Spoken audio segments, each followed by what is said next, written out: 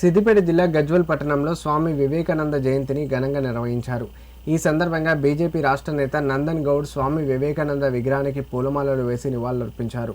అనంతరం ఆయన మాట్లాడుతూ స్వామి వివేకానంద ఆలోచనలు నేటి యువతకు చిరకాల స్ఫూర్తిగా నిలుస్తాయని పేర్కొన్నారు.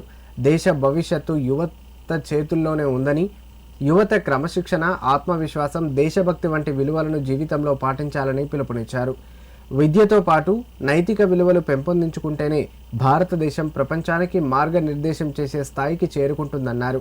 ఈ కార్యక్రమంలో బీజేపీ మండల పార్టీ అధ్యక్షుడు పంజాల అశోక్ గౌడ్, జిల్లా నాయకుడు సురేష్, అరవింద్ నాయకులు పాల్గొన్నారు.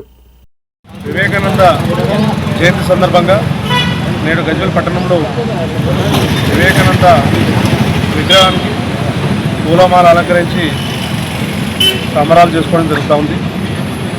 ఆయన ఆశయాలతో నేటి యువత ముందుకు వెళ్తూ ఉంది.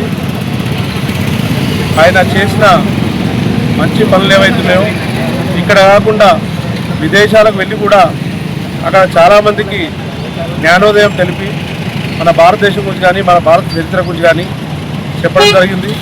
కానీ మనం ఇక్కడ నుండి ఆయన గురించి చాలా వరకు తెలుసుకోవాల్సి ఉంది. ఇంకా తెలుసుకోవడానికి మనం కూడా అందరము కలిసికట్టుగా ఒకరికొకరుగా 10 మందికి తెలిసేలాగా మనం కూడా ముందు తీసుకుపోవాలని కోరుతా ఉన్నాను.